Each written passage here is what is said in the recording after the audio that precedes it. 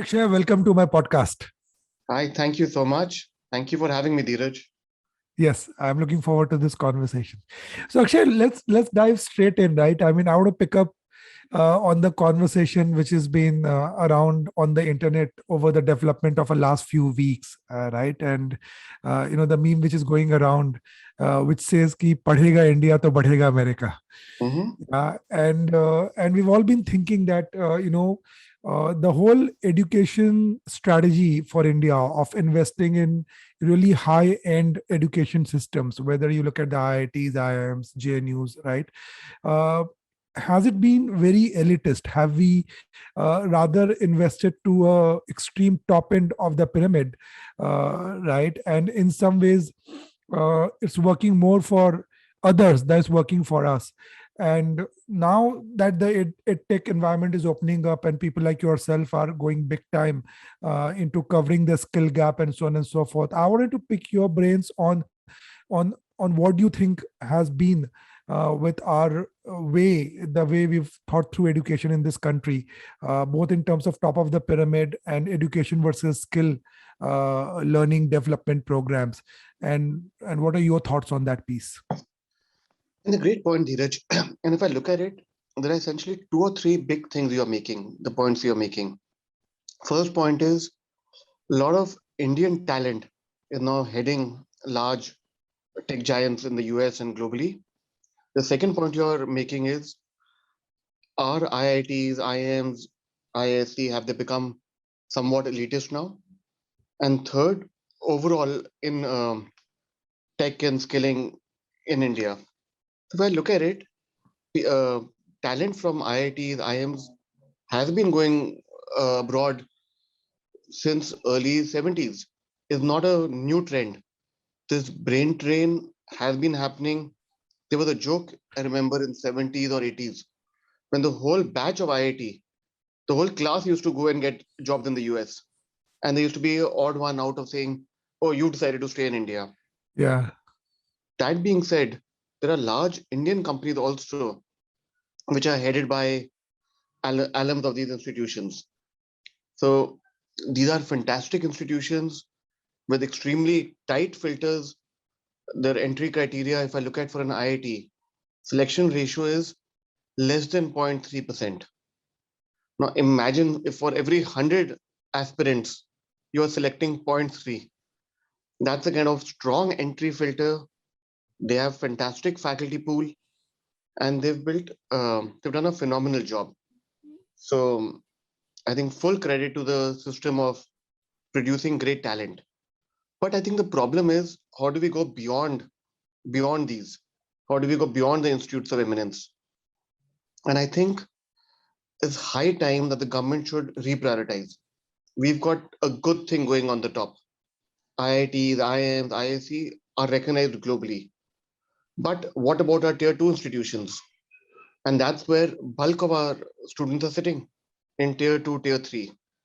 Until we don't channel some of the money which is going to these institutes of eminence into fixing tier two, tier three, we'll always have a problem that the topmost you have extremely bright, talented young people who are doing fantastically well. And the reality is a lot of people migrate to the West and they migrate for overall quality of life, standard of living, companies, whatnot, whatnot. So that's something which we cannot fix overnight. It'll take India some time to be able to tell its people that I'll give you a equivalent or a somewhat equivalent quality of life if I were to compare with any of the Western countries. But what instead we should do is focus on fixing our tier two institutions, tier two and tier three, because that's where your average is sitting. And it's true today, you look at most large American tech companies are headed by people of Indian origin. And I was reading this figure that Indians know how to work with less. Mm. Somebody put it very nicely. Indians are trained to do more with less. And that's why when they, whether India or abroad, they flourish. Yeah. So Akshay, your own philosophy at Hero Wired, right? It's all about tier two, tier three. It is in the space of bridging the skill gap for India, right? So let's talk a little bit more about that. I mean, what really is the gap that you think institution like yourself are fulfilling, and what more needs to be done at that level? See, Dheeraj, what we are trying to address the very critical gap. We look at this whole audience of saying, irrespective of where you are sitting, tier one, tier two, tier three location, what we really look at is if you want to learn cutting edge skills, today who's teaching you those skills in a very organized manner, which is benchmarked with the best in the world. And I think what we like to call this India model, where how do you bring the best education available to India? Till now, we were talking about IITs. You had the best quality of education for a handful of people. Now, how do you take a level of quality of education of that level and how do you bring that to masses? And that's really what Hero Wide is about. So we are working with some of the leading universities globally. We bring in their content and we know that nothing beats live delivery. That whole example I give, there are many videos out there how to swim or how to drive a car by watching a video, but not really advisable. You don't tell anybody watch a YouTube video and then go jump in the pool the next day, or watch 100 videos and start driving a car. So for us, that's what we do. We take deep skills and we have real instructors who are more of guide by your side, who will walk you through the journey, who will make sure you're learning. So irrespective of which location you're in, as long as you have the hunger and desire to learn, that is what Hero Wire does.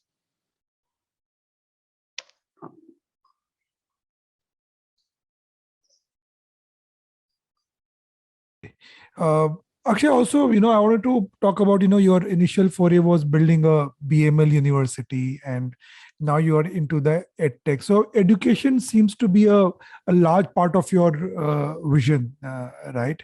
Obviously this space is growing in a big way. So apart from the Hero Wired piece and apart from the skill gap, how are you seeing this whole space as a business professional, and what are your visions in this space overall?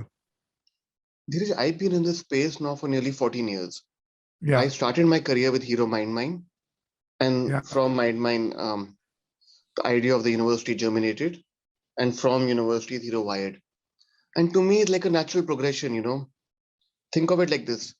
When you started shopping, the first thing you did was you went to your neighborhood store and you bought your things and you did that for very long. Suddenly you had tech come in. You had the likes of Amazon, Flipkart, and whatnot. Today, you have the world. You literally have anything and everything sitting on your cell phone. And I think education is going down that route. Over the last 14 years, I remember in Hero Mind, everything was physical. Nobody had heard of virtual. We Yeah. used to give the learners physical books. There used to be a physical teacher at a physical center. Now, with the advent of technology, the learner could be anywhere, even at Hero Wired. We have learn learners from a remote part in Bihar to somebody in Andhra.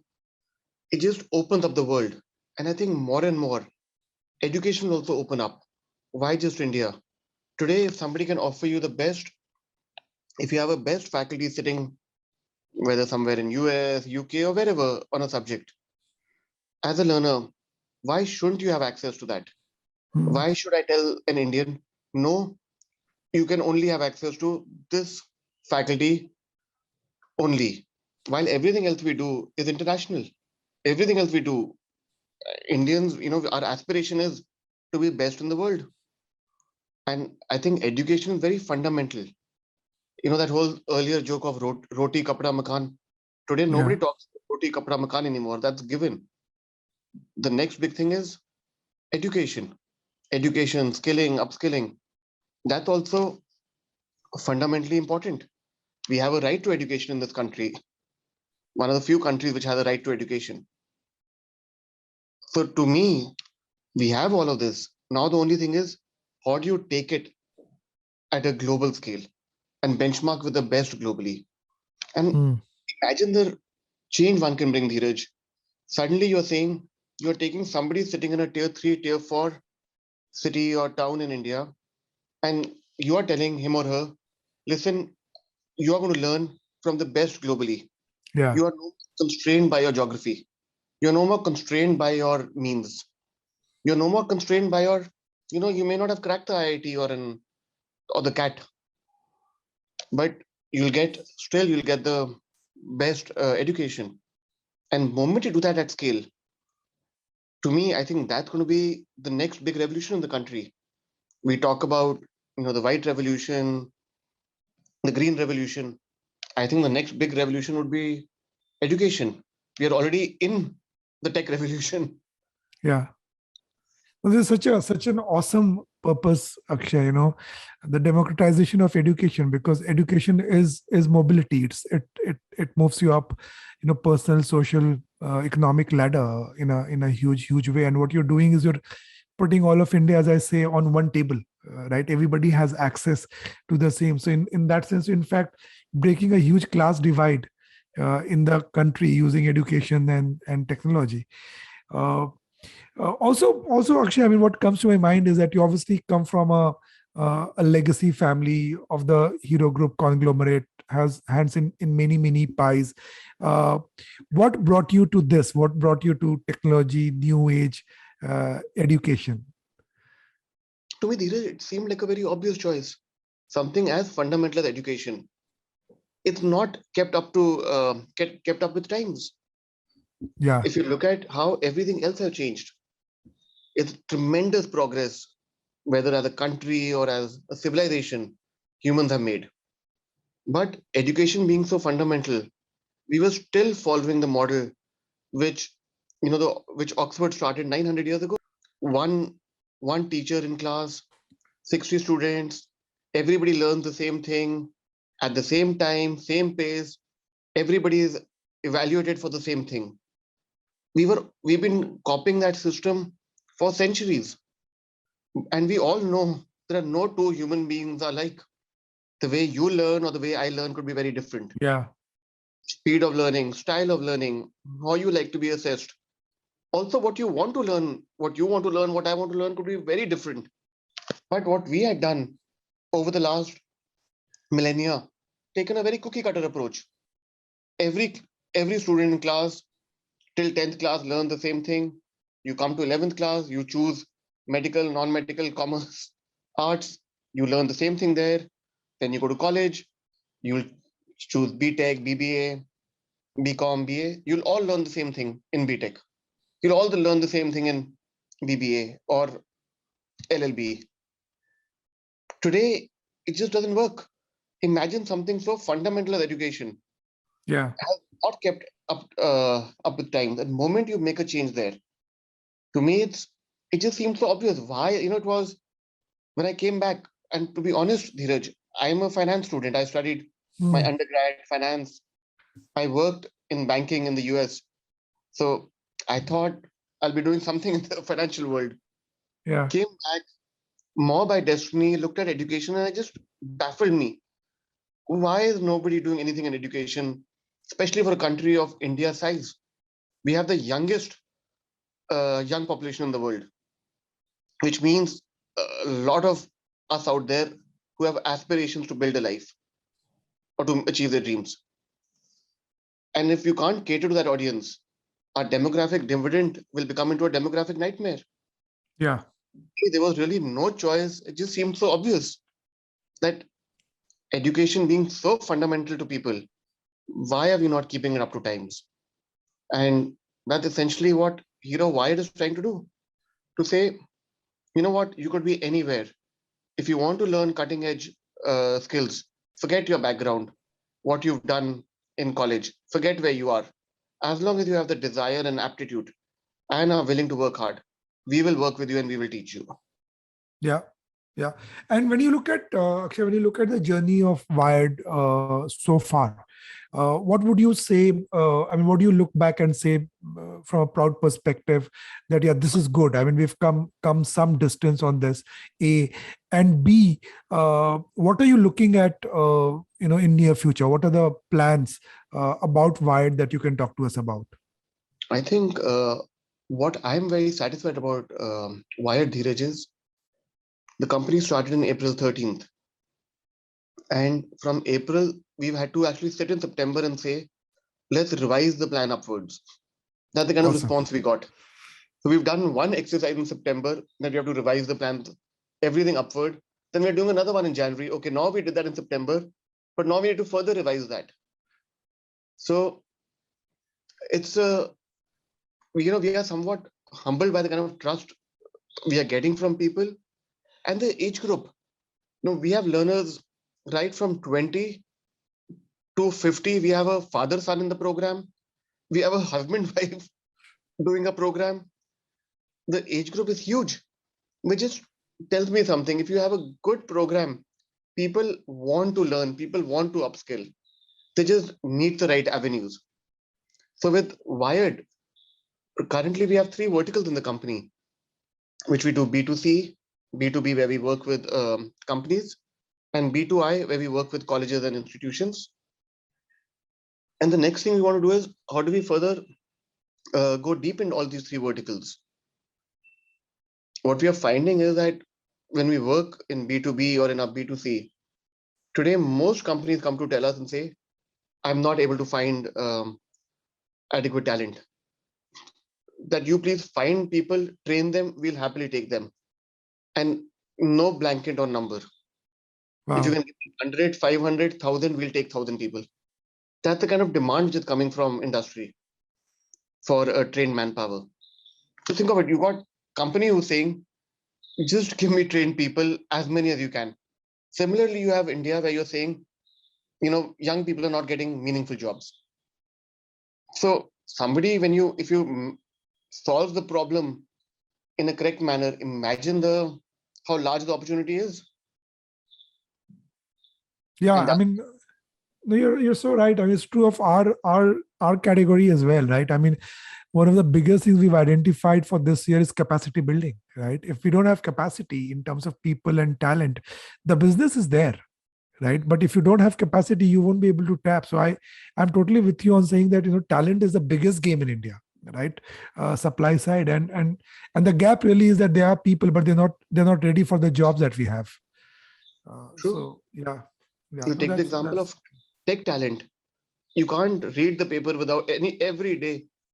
There's some article or the other talks about shortage of tech talent. hmm. And today, technology is used everywhere. Difficult to find a company or an organization which says, I don't use tech. And tech is only growing. It's becoming even more as a part of our life, more pervasive in our life. It's getting seeped in every aspect. So, how do we train people for tech? How do we train people for what industry wants and what industry will need tomorrow?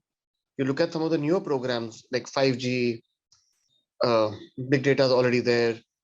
There are lots of areas where there's demand already coming. Yeah, and while at this, actually, I also wanted to talk to you a bit about certifications versus skills. Right, I mean, India's always been a market where we've chased certification, we've chased institutes. Right, where have you studied from is far more important than what have you studied or what have you gathered. Are you seeing a shift there, both in terms of people's attitudes and organizations' attitude? Are we somewhere midway there? Where do you think we are on that axis? I think Dheeraj, great question. And I've also been pondering about this. You think of it, why were people using it? Was easy. If you told someone, I am studied from XYZ Institute, the person didn't have to apply their mind and said, oh, you studied from Harvard? He or she must be smart. You studied from IIT Bombay? You'll be very bright. So Yeah. people just use that as a shortcut or as a, while if you look at the area of skills, if I told you I'm a great HR professional or a great marketing professional, I couldn't, how do I prove that to you in half an hour or 1 hour or 2 hours? Versus today, you look at people are today, because everything is easy to assess, especially in technology. Today, most companies, even Google for that matter, what they do, I'll give you a live example now, what Google does, which will help uh, answer your question.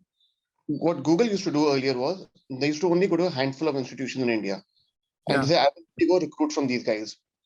Then they decided, why am I doing that? So they made this online hackathon and they opened it to every college student in India and said, here's a hackathon. I will give you 3 coding problems in a closed, of course, in a monitored environment. You crack out of 3, you crack 1 or 2. I'll just, no matter where you are from, which college you are in, whether you are college also or not even educated, if you crack my problem, I will take you for the next round of interview. So look at it. Google earlier said, oh no, I'll go to IIT or I'll go to Harvard or Stanford abroad. They were using what earlier the traditional approach that Yeah. somebody's already done the filter for me. I know students are smart here. Versus the new approach to say, I'm going to put out a test or coding test out there. Whoever can crack it, I'll have a chat with you.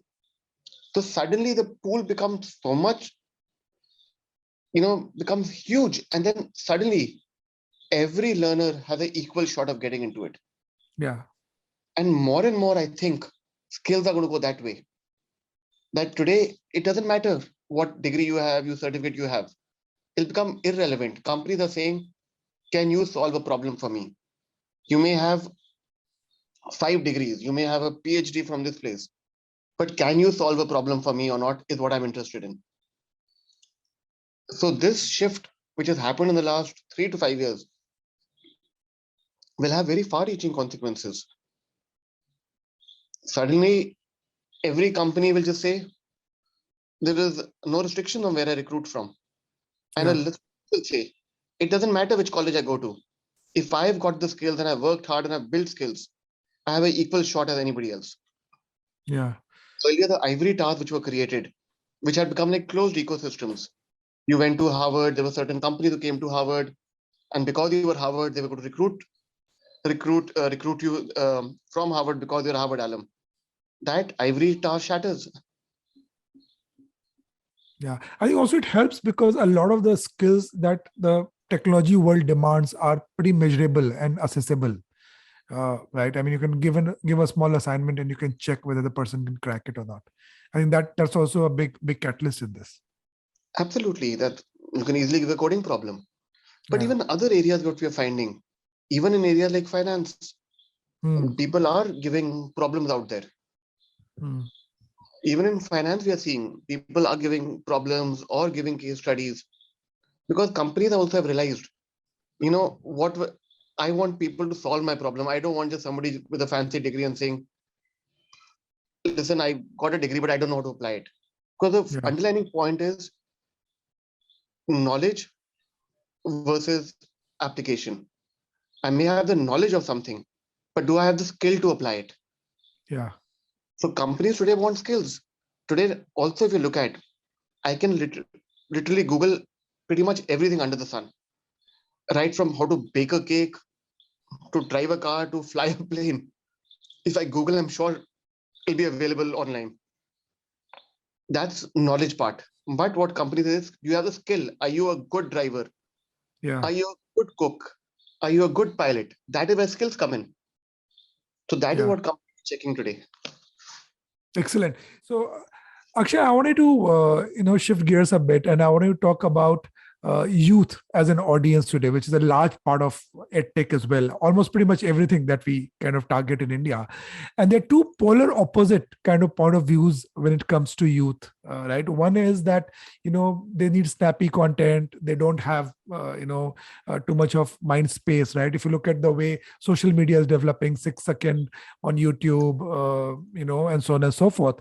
But there's other point of view as well, right? That if the content is good, people are willing to do binge watch, right? So at one end, this whole thing of there has to be snappy and engagement, and the other people saying, yeah, I mean, time is not a problem as far as your content is compelling. When it comes to learning, right, what is the approach? I mean, in our times we were made to sit in a 1 hour long class and you had no choice unless you wanted to make paper planes and fly around, right? So what's happening with the attention span, and what impact is that happening on how we are building the learning content in today's times? I think it's a great question, Dheeraj. I think this youth is very different from people at our times. You were talking about 1 hour. I remember my MBA, we used to have 3 to 4 hour classes. The standard MBA class used to be 3 hours Yeah, with yeah, a 10-minute break in the middle. yeah, And but to think of it, and I look at my own um, children, nephews, nieces.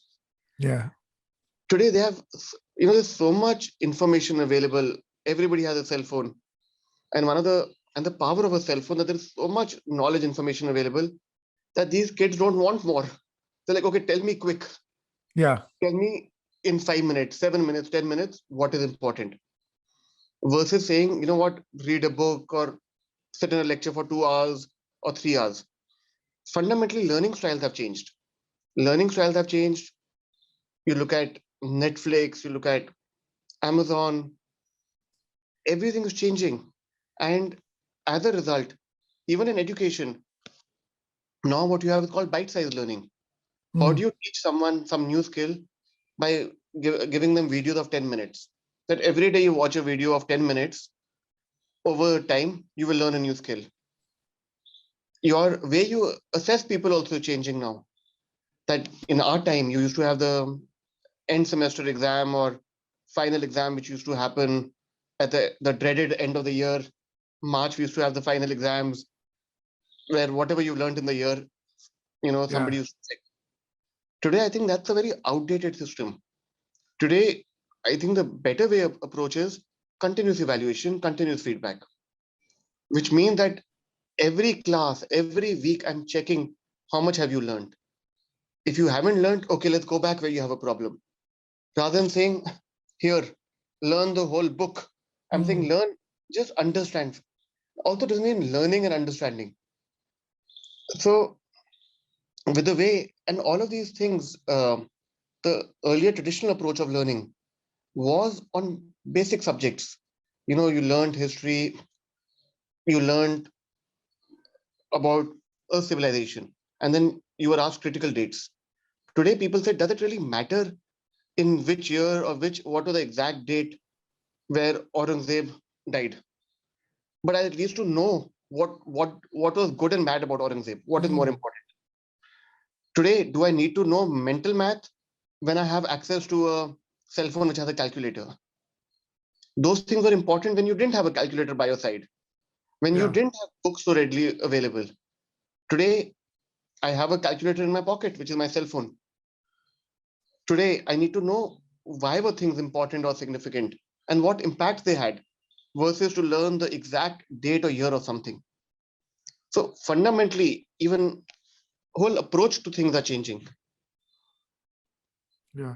No, it's also very interesting. You're saying the assessment earlier was, a way of labeling people. Oh, you're a A grader, B grader, you're top of class, you're bottom of class. I think what you're saying very interestingly is that assessment is a way of testing your learning, and then there's a loop that you haven't learned it, you can go back and learn it.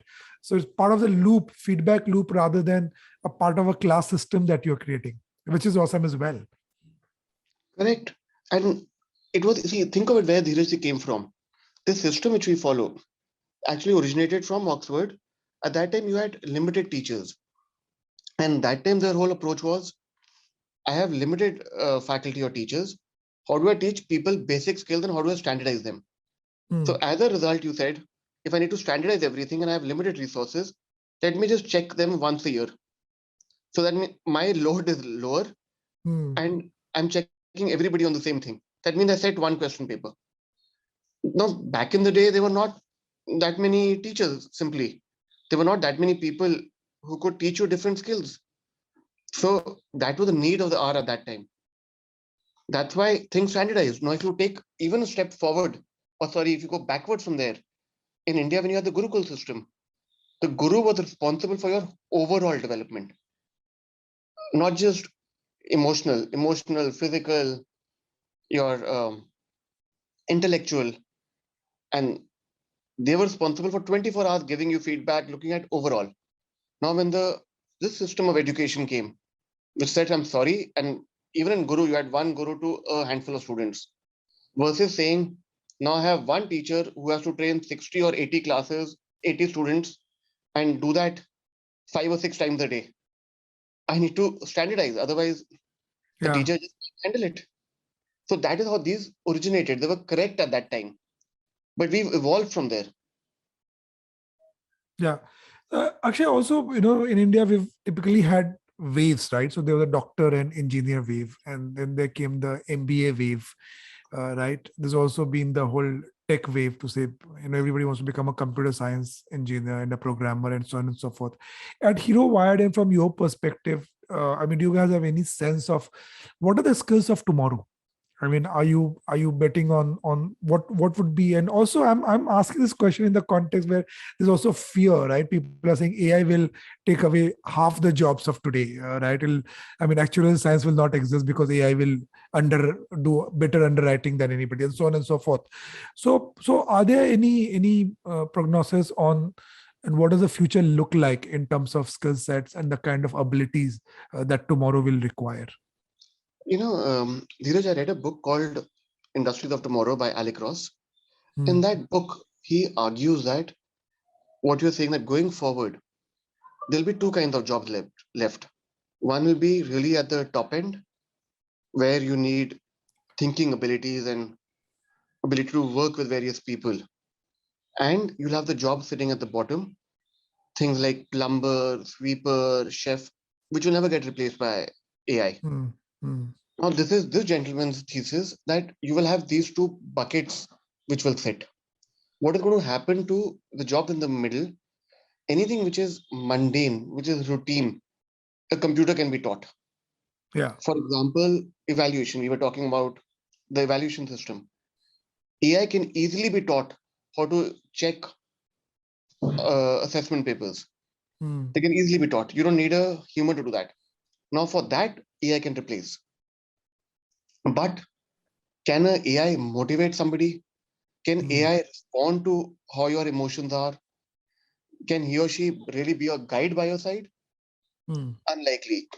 So, which is, I also agree with that line of thought that more and more you'll have jobs at the top and you'll have jobs at the bottom.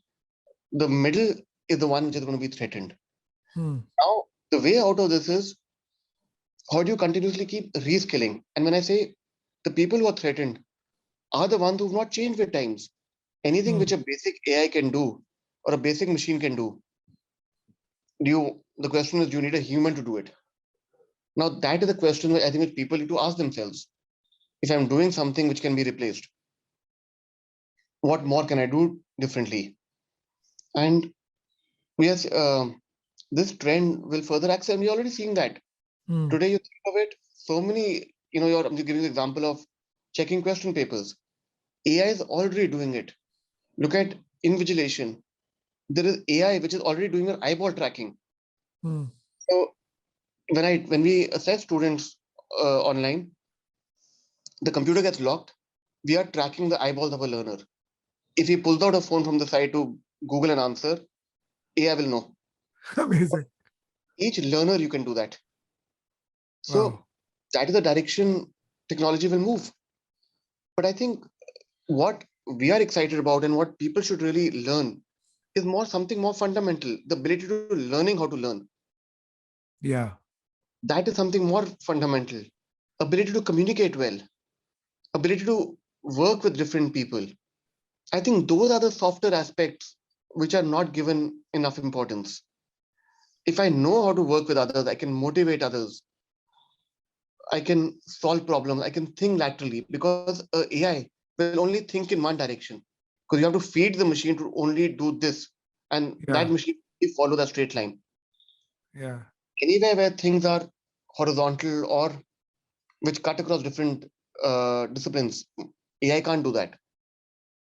So I would really encourage people to take the time, invest on themselves, learn to communicate well, get a broad based education, and learn a few tech skills. This is something which Bill Gates had said, I think 10 or 15 years ago.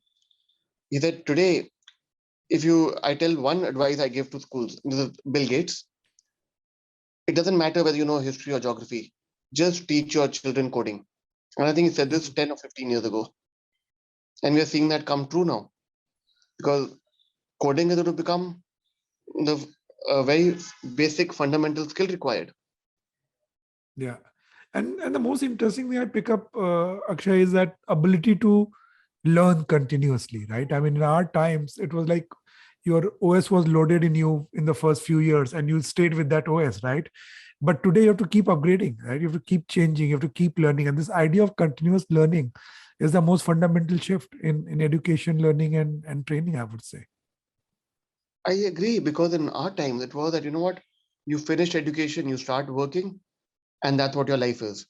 I think it'll become very different because technology is changing so rapidly.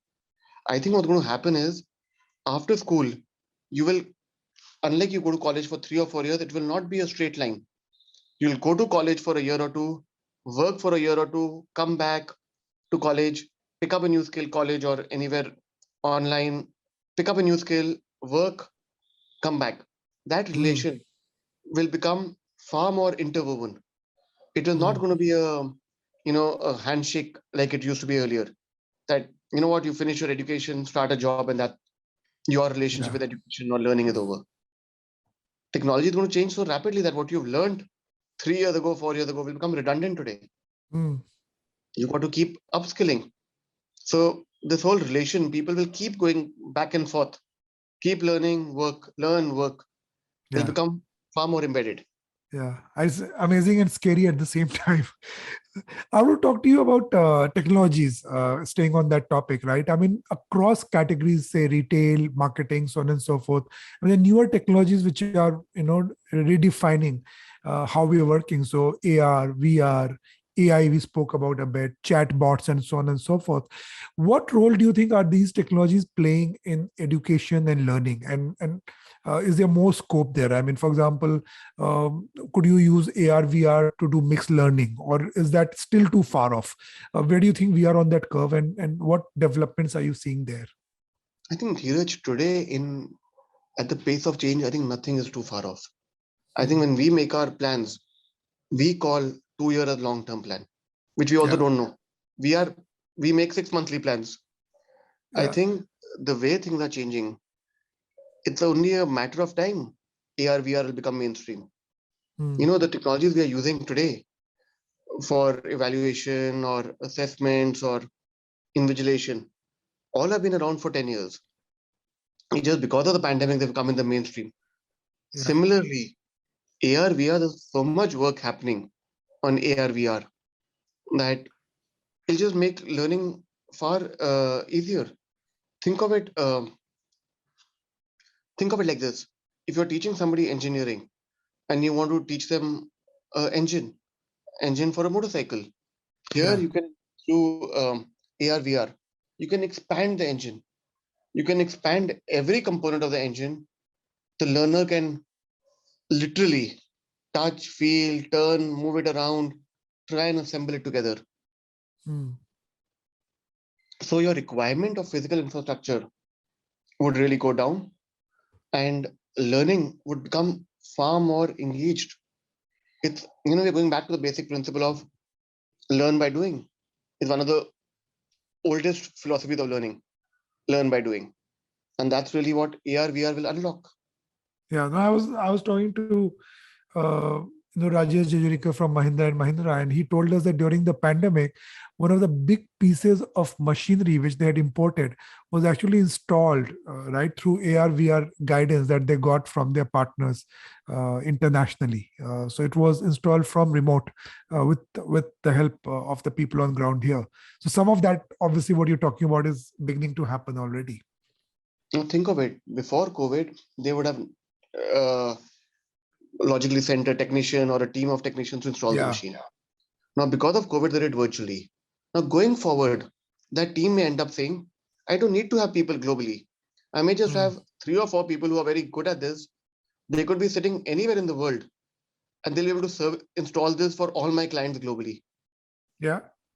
So suddenly the business model changes. Yeah. And that's a good segue, Akshay, into my next question, where obviously COVID accelerated a lot of things, right? It accelerated digital payments, it's accelerated e-commerce. It's obviously had a huge impact on your industry in terms of learning, right? I mean, all our kids are still pretty much learning from remote and so much and so on and so forth. But we are also somewhere realizing that collaboration, face to face, I mean, there are skills that you gain from social skills, etc., which is also important. What do you think is going to be the tragedy? Do you feel that once schools open up, hopefully Omicron is not as dangerous as it sounded to begin with? Do you think the progress that we've made on EdTech, do you think it'll spring back? Do you think it'll get accelerated? Where's your mind on that piece? Not at all. It's convenience. Today, when physical stores opened, did people stop shopping online? Hmm. Not really. It's a convenience. See, what does online education do? It gives you a convenience factor. Hmm. Today, I look at my children's own school. Pollution increased in Delhi. There's no problem. We shut schools. We'll do it virtually. Next time Yeah, something else happens, it gets too hot, too cold, too yeah, polluted. The first reaction would be, yeah, let's shift virtually. So suddenly you opened up a whole new option which never existed earlier.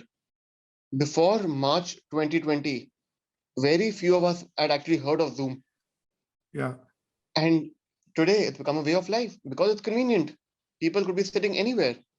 Similarly with education or edtech, now when people are already used to saying, I'm used to learning from the best.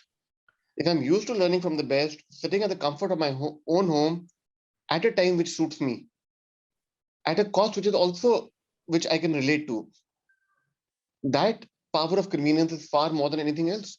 It's a option out there. yeah, And I think same thing will happen at work when offices reopen. Would we expect 100% of people to be back 100% of the time? No.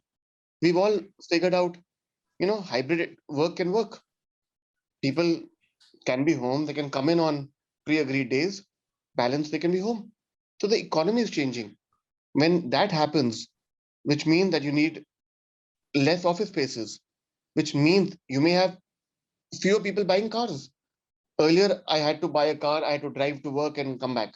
Today I'm saying, listen, if I'm going to drive to work one day a week or 2 days a week, do I really need to buy a car? So imagine the tectonic shifts which are happening underneath all of this.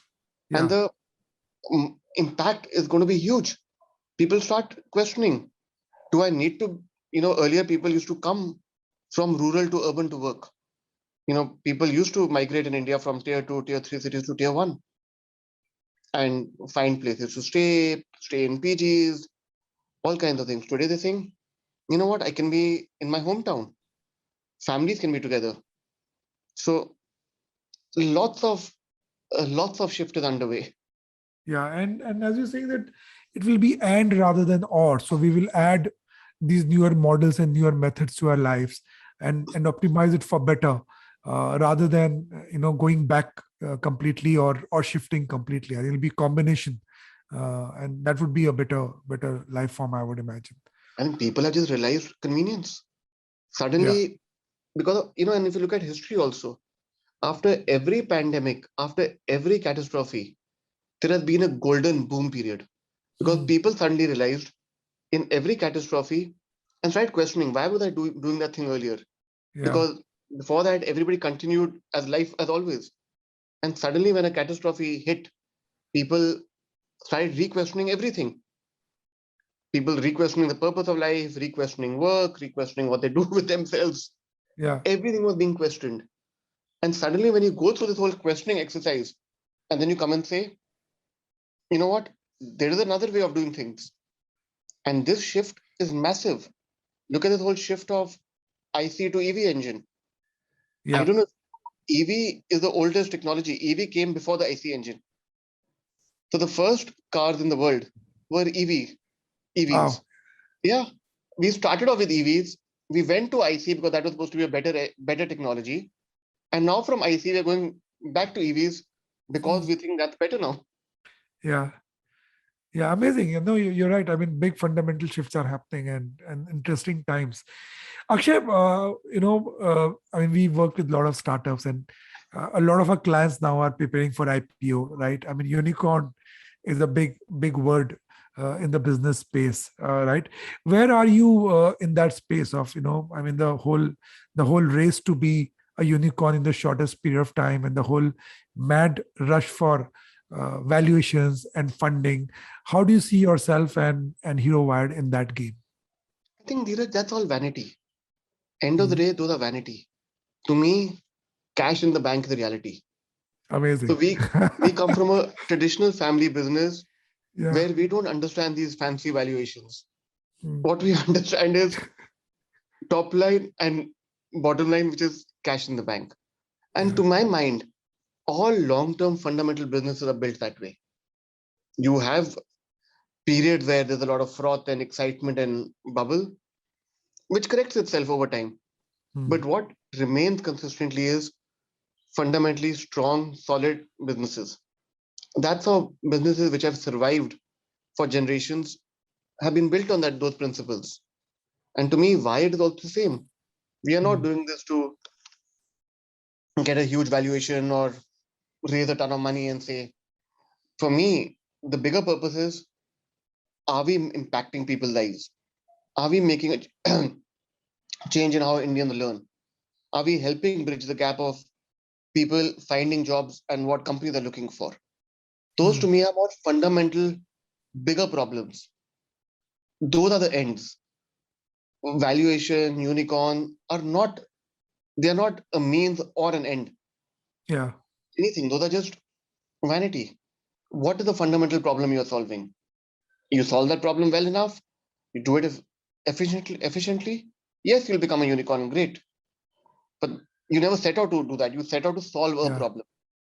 Yeah. And if you solve it in the most efficient manner, that is what I think will build a long lasting business. Yeah. I mean, I would say fairly contrarian point of view in this environment, but I do agree with you that finally, I think unit economics will raise its head, and questions will be asked on how this money flow is being used. Though I also believe that there is a room for in this whole free flow of capital which is happening, and its role in helping people scale up, but at the same time doing it in the right way, not doing it for, as you're saying, vanity metrics. Absolutely. And shifting gears a bit, Akshay, I want to ask a few personal questions in terms of, I mean, you're obviously running so much, right? Running organization, building this through the pandemic. How do you keep your head on its shoulders? I mean, how do you maintain your sanity? What do you do? What do you tell yourself every morning? I think for me, Dheeraj, tennis has been a huge blessing. These days, unfortunately, because of the pollution, I'm not able to play it.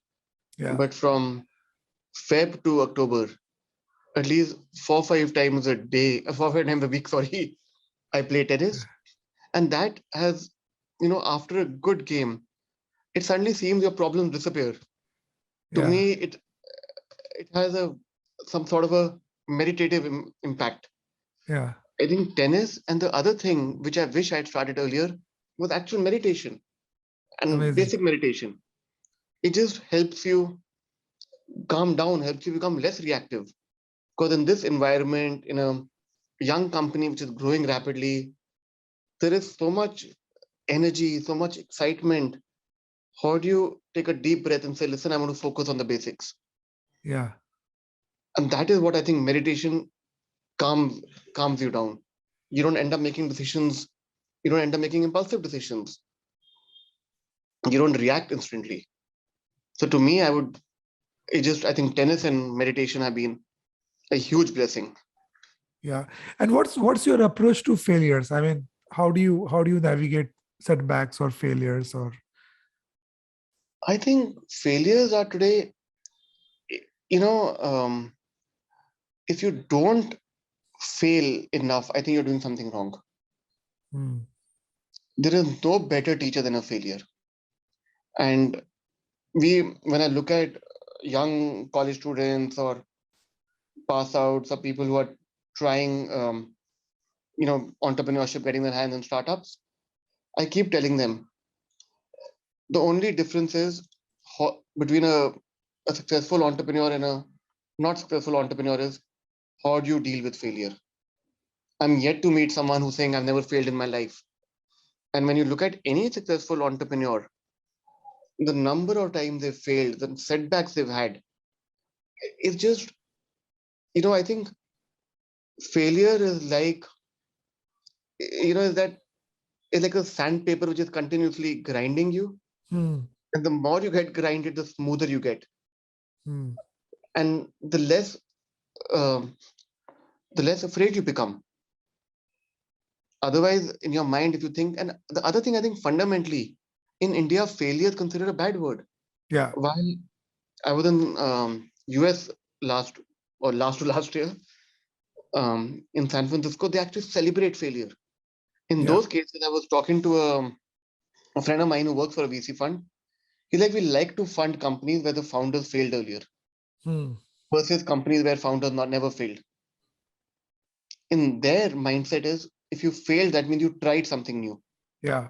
And then the thing is, okay, you tried something new. Tell me what you tried, why it didn't work as per you, what would you do differently? Now, if Yeah. somebody articulate that well and saying, here is what I tried, here is why I think it didn't work, and here is what I would do differently. That to me is priceless experience. Yeah. Have to hire people like that for our company so that they've already gone through failure and they've Yeah. already tried things, so they're bringing that knowledge. Yeah. And there's no substitute to failure. It's a great leveler. No, absolutely. I think we should, as a civilization or as a society, we should celebrate failure more. Yeah. We have all these awards for people who succeeded. I would Yeah. love to see an award which says, here the gentleman who tried 5 or 10 times. Yeah. Yeah. After that is real tenacity. Trying 5 or 10 different things, still trying. Yeah. In fact, in my earlier agency, we used to have an award called Heroic Failure Award.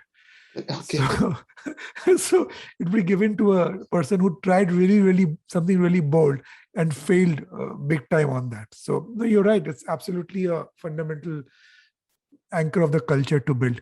Akshay, thank you so much for such a deep, enriching conversation. And if I might say a few contrarian point of views, a lot to think about. So thank you so much. Really enjoyed this. And this is where we turn the mic around. So we give you the mic to grill me back. Love to ask you how you got into this. You were in a big company. What prompted you to switch and try your hand at something totally different? So, I mean, I've always been a strategist all my life, right? And the job that I'm doing now is running a company, P&L, right? And I was always fascinated about building a culture, right? So while I was a deep domain expertise and I would do brand strategy and so on and so forth, but I always felt that the system could be engineered in a different way. And for a long time, I tried shooting on somebody else's shoulder, and I figured that nobody else is going to implement your ideas. So you have to put your money where your mouth is. You have to put your skin in the game, right? And that's the point that I decided to take up the P&L job to run the company to become the CEO, right? And try and build what we're building at Leo Burnett now. And we're doing some dramatic changes at the cultural levels around the way the business model of marketing advertising is run. And a lot of that, in fact, is now beginning to bear fruit. So it makes you feel happy that it was all not all futile daydreaming. But yeah, I mean, really, it was to come at the front, hold the gun, and start shooting on your own shoulders rather than somebody else's. Did you ever get the heroic failure award? All the time. In fact, I have learned a lot. I've learned a lot from my mistakes, right? So early on, I launched a soap called Manjal, Okay. right? It's a turmeric soap for Marico, and we launched Mhm. it in South, right? And I was like, you can't go wrong with this, right? I mean, turmeric in Tamil Nadu, True. everywhere I went, every household, I mean, they had yellow everywhere. I mean, Absolutely. this is a big winner, right? And it failed miserably. It failed. So we bought that brand for about 8-9 crores. The target was to get it to 15 crores, and we failed, right? Because what we did not factor in enough, Akshay, was that consumers in Tamil Nadu didn't want more of what they already have, right? Interesting. They wanted something. They say, Manjal is at home, right? I want to use Dove. I want to use Lux, right?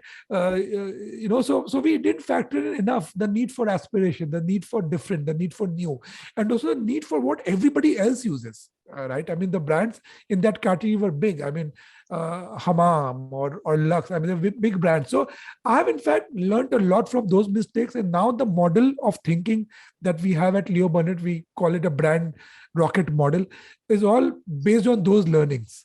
Where we say that you have to be a leader brand. You can't be a small pretender challenger brand. You have to own the central course of the category, right? So these are all the learnings which have come through lots of failures of trying to be challenger and not winning it from that perspective. How are you seeing this industry, your industry, evolve with so much disruption happening with the startups and these coming in? Are you Yeah. also finding how people are communicating, especially from a marketing branding point of view? Are you finding, is that also changing the traditional mediums? Hugely, dramatically. And one of the biggest changes, Akshay, is that classically we separated the idea of brand building and business, Mhm. right? We said, oh, brand we will build, and all the theories on brand were long term, right? I mean, and it put off business people, right? Because if this is something which I have to do for someday, why do I care for it? So one of the biggest differences which is happening is that your brand building or your marketing energies can actually catapult your business, right? So if you look at all the businesses we've helped build in last 4 5 years with Amazon, Spotify, Phone Pay, Car Dekho, right? They've all scaled up as businesses, partly credit to the marketing efforts and the brand building efforts we put in. So that's one of the biggest, most fundamental shifts to say how can you get marketing to help scale rather than marketing as an advantage which happens in the unforeseeable long term, which none of us will see. That's one.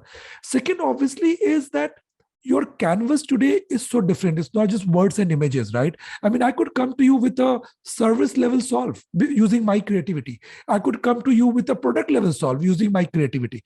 So I'm saying we are a creative company and our job is to solve problems, right? So my output is not just I will come, it's not that you'll call me and every time I come to you with a video idea, I'll come to you with a print idea, right? I think that's the second biggest fundamental shift, and that makes my job interesting because my canvas is so wide. I can play with technology, I can play with words, I can play with images, I can play with product ideas, I can play with service innovations. So those are two big shifts I see, which is fundamentally redefining my business. Is there any campaign, Dheeraj, where you thought, or you and the team thought, we've nailed this down, this is perfect, nothing would go wrong, but just doesn't take off, and you're sitting there scratching your head, wonder what happened? Yeah, Anytime it that's ever. happens. Lots of time. In fact, I mean, to give you an example, I mean, one of the most successful campaigns for Amazon is Or Dikhao, Mhm. right? Where we spoke about selection and we say you can't go wrong. Most successful campaign. The campaign before that, which nobody talks about, is a campaign where there was this father who's at the airport and he's missing his daughter's birthday, so his wife orders a teddy bear on his behalf from Amazon, and it Mhm. bombed hugely, right? Everything is right about it, emotionally But correct, yeah, so on and so it forth. connects with Yeah. people. So again, that's one of our learnings that a lot of times we are ahead of the curve in this market, right? Because all the marketing theory which has come from the West, right? Mhm. A lot of brands see. I mean, 90% of briefs right now, Akshay, is for building new categories, right? You're almost building a new category. You're not just building a brand. Using a brand, you're building a new category. In Spotify, I'm building a new category of streaming. For PhonePe, I'm building a new category of digital payments. For Amazon, I'm building a new category of e-commerce, right? And but unfortunately, the marketing theory takes me far ahead. I'm celebrating an emotion which has come Mhm. as a result of this product usage. The consumer is scratching their say, but what does this do? How do I do what? How do I download Spotify? What does it do? How do I make a playlist? What does streaming mean? Right? So we have learned the hard way that a lot of times we get ahead of the curve, right?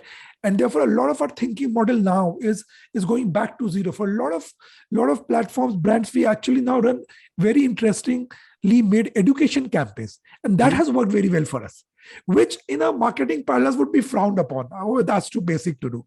But Correct. we've realized, as you were saying, that it's the basics which deliver the results. True. Very interesting. One question, feel free not to answer it. which is one campaign which has been always close to your heart, and you look back and say, "This is my legacy campaign." If you had to pick one. I don't know if I've already come to a legacy campaign, but I would say one of the ones that in the last 2-3 years that is close to my heart is a playlist for that, for Spotify, right, where we started with outdoor, and we said, so the whole insight is that India is a tough country. It's a Murphy law Mhm. country, right? I mean, you get out and things will go wrong, right? I mean, your train will not come on time, something will happen, and a Mhm. car will go and dirty your clothes. So it's a Murphy law country. If Murphy Electricity will was go to, off, internet yeah, may break. yeah, yeah, I mean, Murphy was to be born, it would be born in India, right?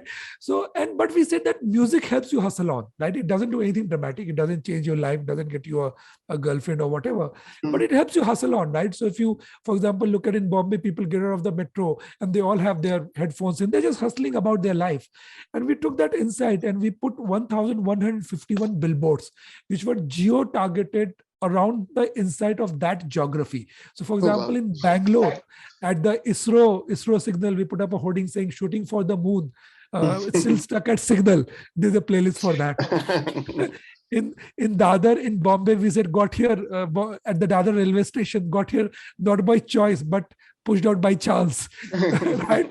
Train harder. There's a playlist for that. So we ran this whole campaign, right, very geo targeted, and took the chatter online from outdoors. So we use a very traditional medium, took the chatter online to a very new age medium, and there were memes, self-generated content, all of this, and that was the launch of Spotify India and got us to a very very strong start, right? So of the Fantastic. recent ones, that's very close to my heart. How do you keep yourself energized? Because in creative field, you have to keep thinking, keep experimenting. So what do Yeah, you do which helps you break the? Because it's very easy to fall in love with a campaign which you've done and then keep trying, yeah, repeating, taking variants out of that. So yeah, how do you mentally tell yourself, now I'm breaking away from one campaign, jumping into another yeah, one, getting myself yeah, in the feet of what the brand wants, and then starting from there. yeah.